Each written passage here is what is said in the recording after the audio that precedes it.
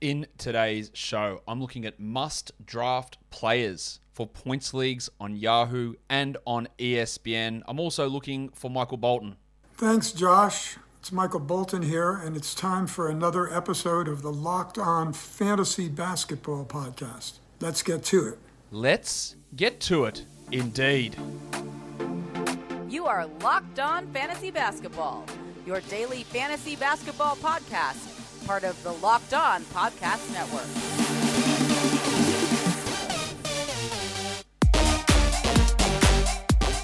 Hello and welcome to the Locked On Fantasy Basketball Podcast, brought to you by Basketball Monster. My name is Josh Lloyd and I am the lead fantasy analyst at basketballmonster.com and at Yahoo Sports Australia. And you can find me on Twitter as always at redrock_bball and on Instagram at Locked On Fantasy Basketball. Thank you for making the Locked On Fantasy Basketball Podcast your first listen every day.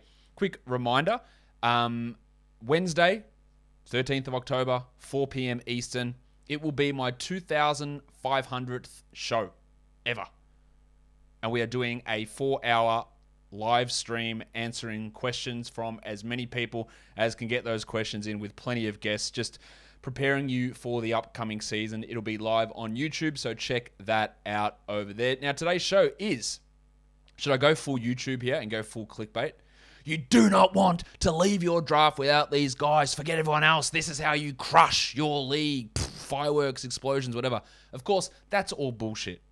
But what we're looking at here is some players in each round of a Yahoo points league or an ESPN points league that I think are pretty good targets in those rounds based on their current ADPs and where I'm valuing those players. So that's what we're going to do.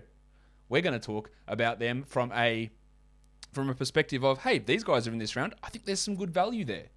So let's talk about that right now.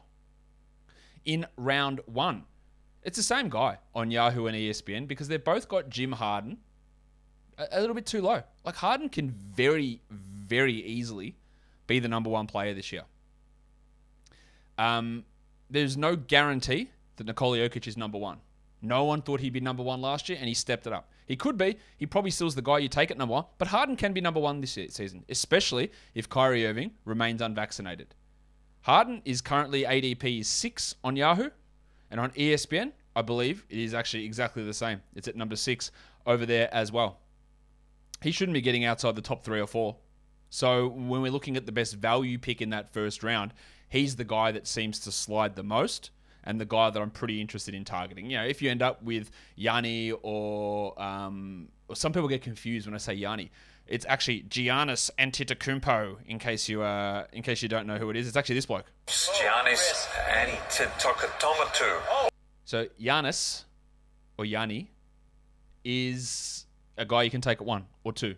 Doncic, Jokic, Curry, Harden, whatever. Like, all these picks are fine, but the fact that Harden is sliding to 6, I think, provides some pretty nice value in that first round, whether you are on Yahoo or whether you are on ESPN. The second round is a really weird round this season. I don't feel particularly great about anyone who's going in this range. I do like that on Yahoo, Bradley Beal is sliding a little bit. His ADP is at 14. I do think that you're looking at him as like, you know, the 10th or 11th pick, like a first round guy. But if you're getting him started the second round, I think that's really good value. But no one else really stands out to me when I look at where I project guys and where their ADP sits. Where I go, well, man, this is a great steal in the second round. There's so many first round guys that are sliding down to 20. It just isn't the case. And on ESPN, nobody really stands out. That doesn't mean there's no good pick there.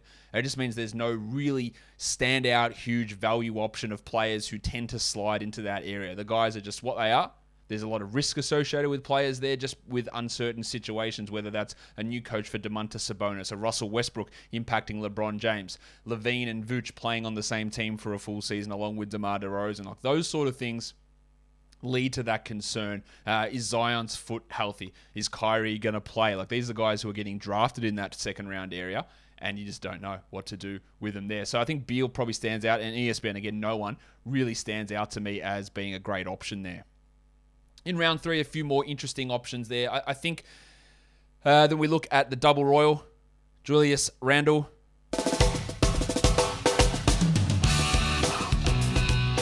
Randle was obviously really, really good in points leagues last year, the 16th ranked player. And while I don't think he will be the 16th, His ADP sits at 26, so he's going to the start of the third round, and I do think that he should be probably a second-round player in a Yahoo points league, while Zion, I think, is probably a first-round player in a Yahoo points league, but his ADP is 26 as well. Now, I wouldn't take him in the first round with the uncertainty with a broken foot, but we're heading to pick 18 or 17 or 19, and Zion's sitting there. Yeah, I would definitely be looking at that. And you head to 26, so we're in round 3, which is what his ADP is. You're picking at that 24, 25, 26 area of a draft. Yeah, I would take that risk. Zion, he will be ready, it looks like, for the start of the season, but there's still, yeah, it makes me a little squeamish heading into the year with a broken foot for a bloke like that.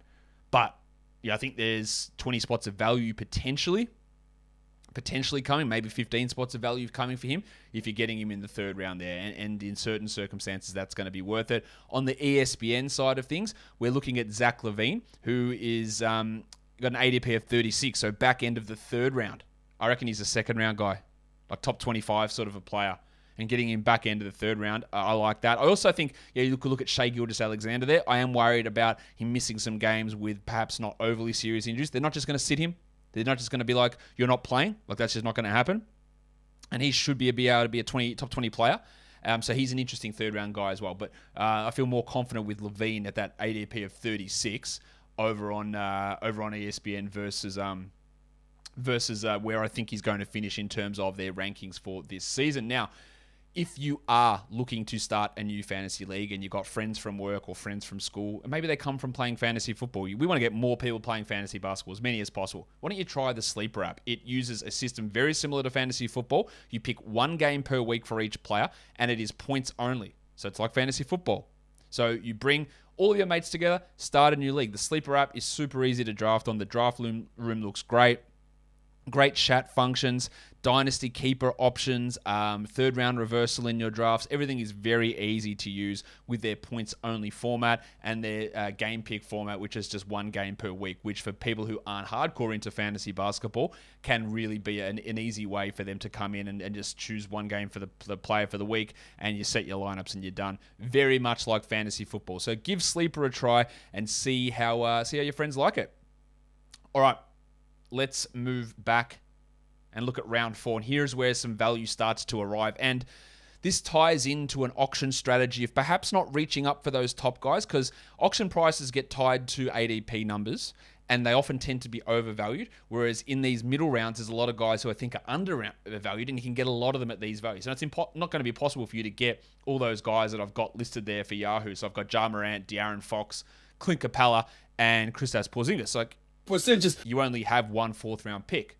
But these are all guys I think can be second or third-round players. Like Ja and De'Aaron Fox, I think can be higher than third round. Like I think Fox can be borderline first-round guy for points leagues on Yahoo.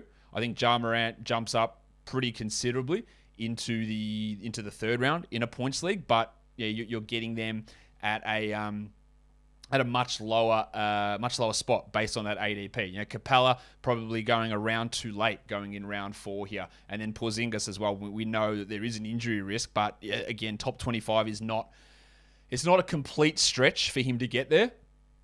He's heading into this season healthy, which is the first time in like 3 years, so that's a huge plus. And we just hope that we can get 70 games out of him and provide that value. On the ESPN side of things, the value isn't quite as big. I think the Crucifix Christian Wood looks pretty good as a guy that you get in that fourth round option who can maybe push to top 30, if not, top 35 type of numbers, which if you're getting that in the fourth round, which fourth round is pick 37 to 48, you get top 32, 33 numbers, especially if you're picking towards the end of the fourth round. I think that works out. I think that works out to be pretty good. Wood's ADP is 42 over on ESPN. So I feel pretty good about him being able to beat that number. In fact, last year he was the 41st ranked player, and that came with a bit of a drop-off at the end of the year. So I'm expecting him to be better than he was last season. In round 5, we've got some names common across both sites. We've got Goose, Anthony Edwards. I Like, I really like him. Like, that's basically outside the top 50 for him on both ESPN and Yahoo. And I really think that he can push to be maybe a top 40 guy for this coming season. I think he can maybe work on his free throws, get them up. The efficiency, which was dreadful to begin the season, I think he's going to be better. He's going to have a big role, defensive stats. I think maybe he gets his passes up as well, his assists. I'm pretty excited to see what he can do this year. And I think Christian James McCollum is also a little bit underrated for points leagues. His ADP is outside the top 50. I think that he should be, like, he's a top 40 option in Yahoo and ESPN points leagues. So there's some value there as maybe a third round guy that you can get in round 5. Some other options across Yahoo. I think DeJounte Murray looks really good in that 5th round. I think Jaren Jackson Jr. looks excellent in that 3rd round as well. As does Jusuf Nurkic. No question about it. I am ready to get hurt again. I think I just said 3rd round. In the 5th round is what I mean. So Edwards, McCollum, DeJounte Murray, Jaren Jackson, and Jusuf Nurkic are all available in round 5. And I think they're all pretty good picks in that round. Nurkic might actually end up slipping to round 6, and he even becomes a good pick there. Whereas ESPN were looking at CJ and Anthony Edwards as good options in that 5th round type area for this upcoming season. In round 6, a lot of value in the ESPN side, not as much on Yahoo. I think Gordon Hayward, round 6 pushes out to pick 72. So if you're getting Hayward in that 70 zone, like, he was really, really good last season. I know he had that weird wrist problem and then a foot problem. I do look at him and go that these aren't always just the same injury happening. It's always weird bullshit going on with him. That doesn't preclude him from getting hurt again, but it doesn't preclude him from staying healthy either. So I am pretty interested in Hayward, who slides, and you'll see him on ESPN a little bit later as well, how far he slides down. And I think this is probably a right area to take PASCAL SIAKAM. I think he's a top 35 player on a per-game basis, and you're getting him here in the 65 to 70 type range, where you have to miss that first month of the season, and you don't want to do it if you've got some other injury guys early on. But if you took Zion, for example, I'd be pretty hesitant about adding Siakam to that mix. But adding PASCAL here at, say, pick 70, he sometimes goes to 80 or 90. Yeah, there is value in that, like tremendous value as the season goes on. And then for ESPN, a couple of names I've mentioned already, Jusuf Nurkic and Kristaps Porzingis, they routinely go in round 6 on ESPN. They should be well higher than that. Siakam, another name there who I have already mentioned as an option. And then the Rock DJ, Robbie Williams III. Where's my Rock DJ sound? Let's find that one. Rock DJ. He is really, really low on ESPN in comparison to where I think that he is going to finish the season. He's, 71 ADP on ESPN. I think he's a top 50 guy. I think he's going to start next to Al Horford, which helps his overall upside as well.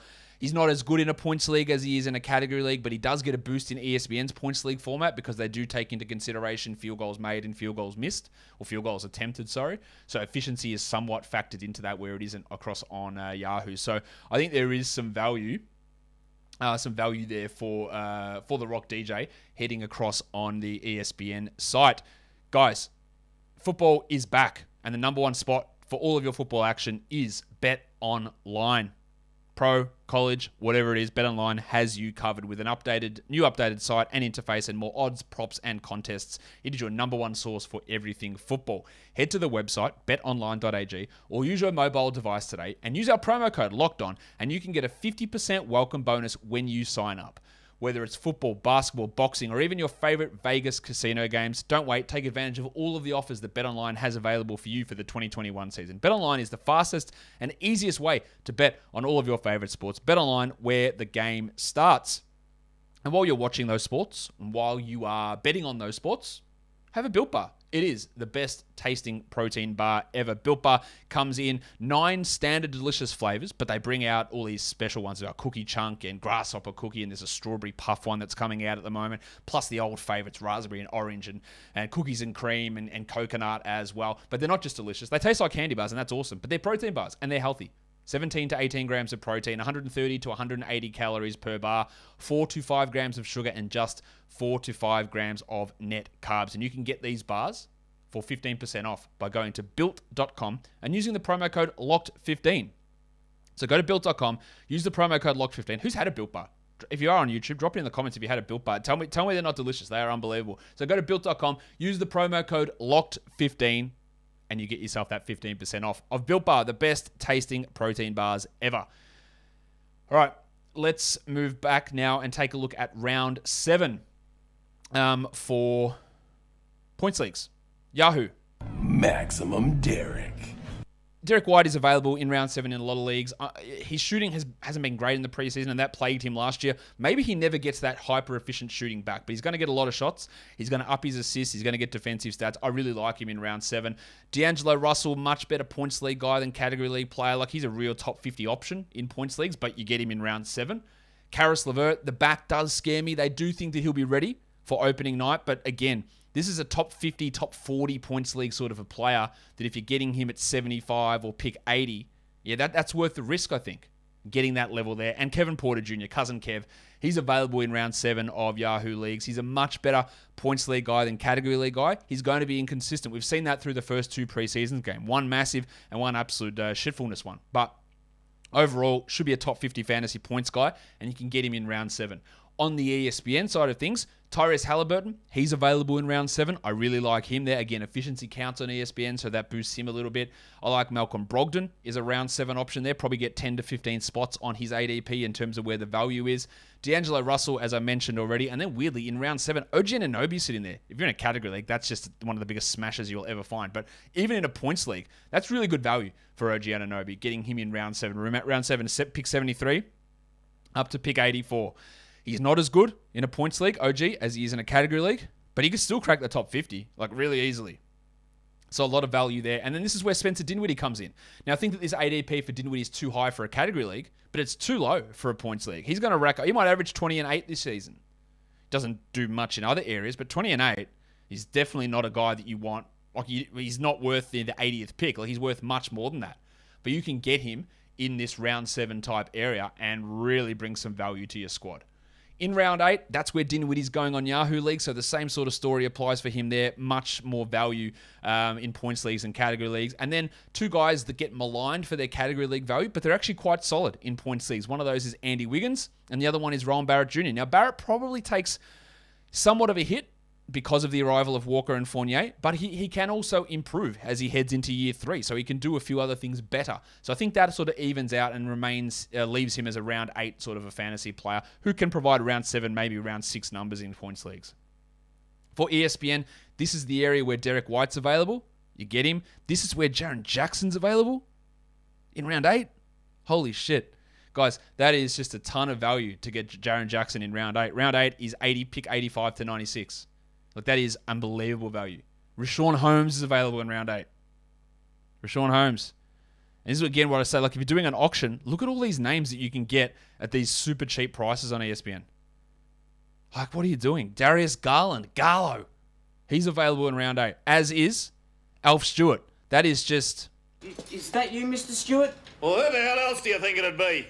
Get in here, you pair of flaming galahs. Like, that is a ludicrous list of players whose ADP is in round 8. That is from 85 to 96. Derrick White, Jaren Jackson, Rashawn Holmes, Darius Garland, and Isaiah Stewart. And sure, Jackson, White, Holmes, Stewart are all better in category leagues and points leagues. There's no denying that. But this is still bullshit. These are still round 5, 6, 7 type players that you're getting in round 8. Maybe not even round 7, like round 5 and round 6. Absolutely ridiculous to have them that low. Round 9. Now, you have heard me talk about the Earthquake Keldon Johnson in category league and saying I'm out. Like, he's going too high for me. In a points league, it's the opposite. He can be a top 80 guy, a top 85 player, because I think he's going to get a lot of usage and score a lot, do jack shit else, but he's going to do those things well, which really translates to a Yahoo points format. So in round 9, pick 97 to 108.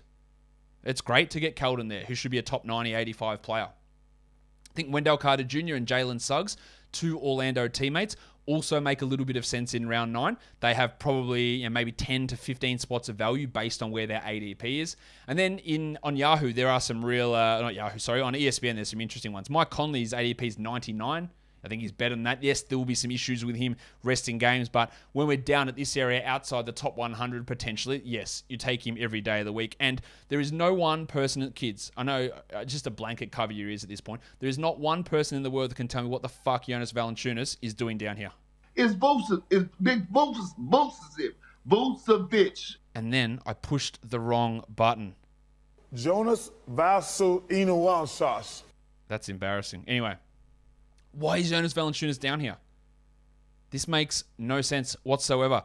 Valanciunas on ESPN is ranked 115th. Excuse me?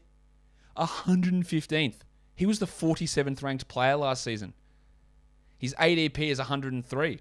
I don't think he'll be as good as last year. I don't think he's falling 70 spots. This is one of those ones where somebody has head way up their ass. It doesn't make any sense. Why is he there?